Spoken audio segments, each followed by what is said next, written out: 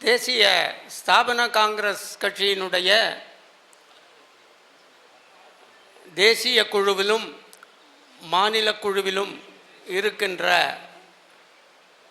சாஜாகுணா, S Ponnurangam, Thiru Mannu, CS Kishorekumar, OP Venkatesh, K Anbazhagan, P Harikrishnan, M Ganesh, Saidai T Karthi, N Padmaraj, P Rajasekaran, S Dineshkumar, K Jayasankar, MS Raja, R Vijay, T Jayaprada, Litharsan, M Ezhumalai, T Sathyaraj, P Selvaraj, E Chockalingam, K Balakumar ஆகியவர்கள் அடங்கிய இந்த பொதுக்குழு சில தீர்மானங்களை பெருந்தலைவர் காமராஜ் பிறந்தநாள் விழா அன்று தேசிய பொதுக்குழுவில் இது நிறைவேற்றி கொடுத்திருக்கிறது.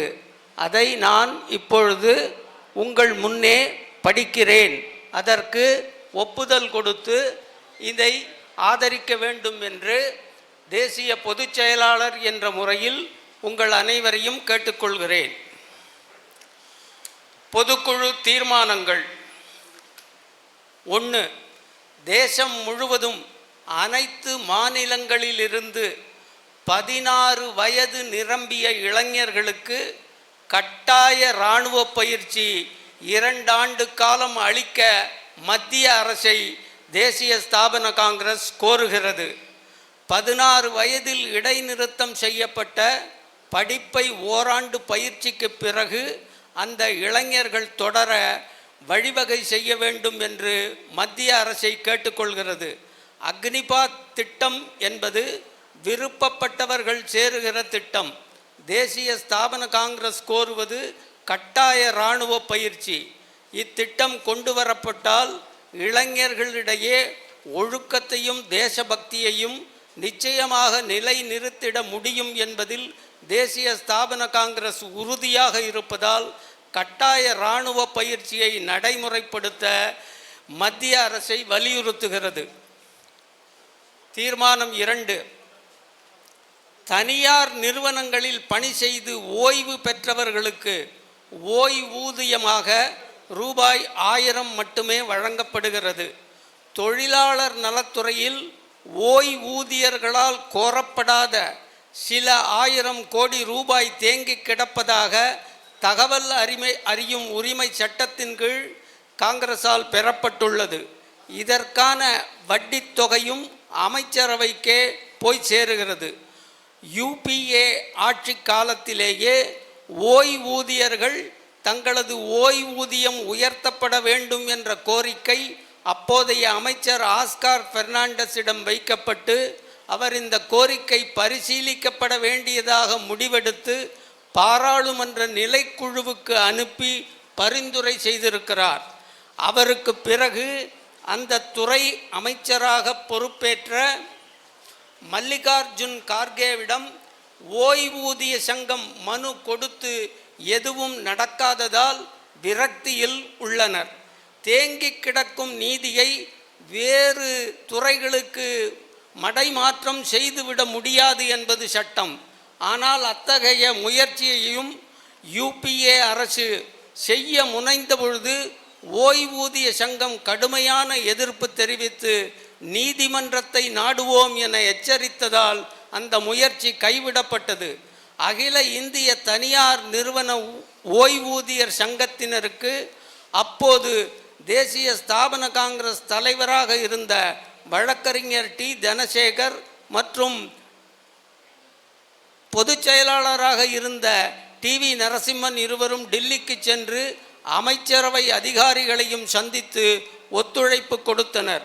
ஆனால் இன்று வரை தொழிலாளர் நலத்துறை அமைச்சகம் இது சம்பந்தமாக ஒரு துரும்பை கூட கிள்ளி போடவில்லை.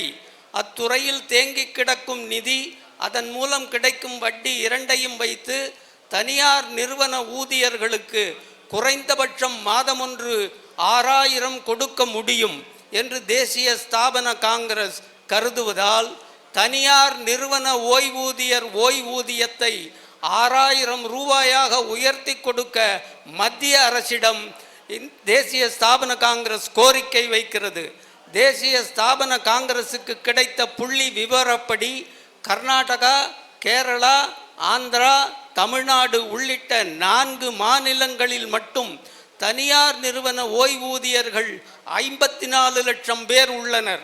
அவர்களின் வாழ்வாதாரம் மேம்பட பிரதமர் மோடி உடனடி நடவடிக்கை எடுக்க வேண்டும் என்று தேசிய ஸ்தாபன காங்கிரஸ் கேட்டுக்கொள்கிறது. இந்து சமய அறநிலைத்துறைக்கு கிடைக்கும் வருவாய் முழுவதும் இந்து கோயில்களுக்கே பயன்படுத்தப்பட வேண்டும் என்றும் மற்ற மதத்தினரை அத்துறையில் அலுவலக பணிக்கு நியமிக்க கூடாது எனவும் ஏற்கனவே நியமிக்கப்பட்டுள்ள வேற்று மதத்தினரை வேறு துறைக்கு மாறுதல் செய்து உத்தரவு காலியான அந்த இடங்களில் ஆட்களை நியமிக்க வேண்டும் என்று தமிழக அரசை தேசிய ஸ்தாபன காங்கிரஸ் கேட்டுக்கொள்கிறது. இந்து சமய அறநிலையத்துறை கட்டுப்பாட்டில் பணிபுரியும் கோயில் அர்ச்சகர்களுக்கு குறைந்தபட்ச ஊதியம் 20,000 என்று நிர்ணயிக்க தமிழக அரசை தேசிய ஸ்தாபன காங்கிரஸ் வலியுறுத்துகிறது.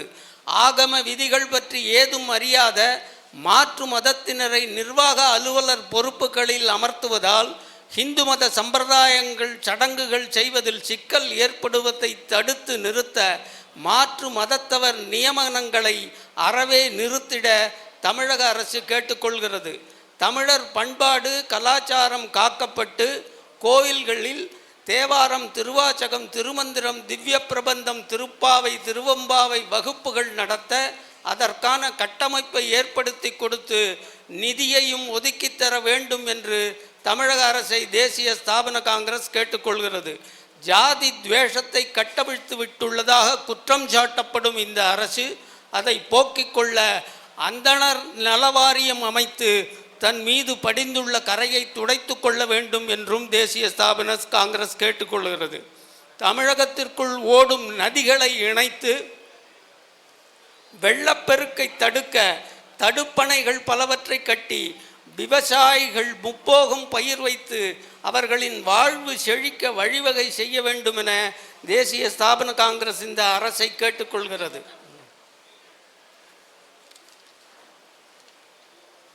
அரசு நிர்ணயிக்கும் கல்வி கட்டணத்தையே தனியார் பள்ளிகளும் வசூலிக்க வேண்டும் என்ற உத்தரவு உடனடியாக அமல்படுத்தப்பட வேண்டும்.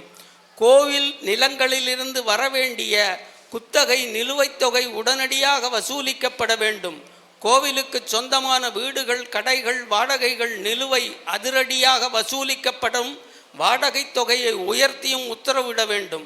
கோவில் சொத்து ஆக்கிரமிப்புகள் அரசு கையகப்படுத்தப்பட வேண்டும்.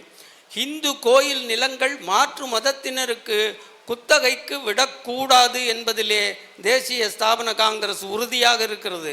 கோயில் சொத்து கட்டடங்களையோ கடைகளையோ மாற்று மதத்தினருக்கு நிச்சயமாக வாடகைக்கு கொடுக்கக்கூடாது. ஹரிஜன நலத்துறை அமைச்சகத்தின் சார்பில் தமிழக மாவட்ட தலைநகரங்களில் அரசு கல்லூரிகள் பாபா சாஹேப் அம்பேத்கர் பெயரில் ஏற்படுத்தப்பட வேண்டும். தாது மணல் குவாரிகள் ஏலத்தொகை கணிசமாக உயர்த்தப்பட்டு அரசுக்கு கூடுதல் வருவாய்க்கு வழிவகுக்க வேண்டும். சமூக நீதி என்று பேச்சளவில் இல்லாமல் பொது சிவில் சட்டம் உடனடியாக நடைமுறைப்படுத்தப்பட மத்திய அரசுக்கு ஒத்துழைப்பு தர தமிழக அரசை தேசிய ஸ்தாபன காங்கிரஸ் கேட்டுக்கொள்கிறது. இவ்வாறு 9 தீர்மானங்கள் இந்த அவையிலே தேசிய பொதுக்குழுவிலே கொண்டு வரப்பட்டு அவைகள் அந்த நிர்வாகிகளால் ஏகமனதாக ஏற்றுக்கொள்ளப்பட்டு வெளியிடப்படுகிறது.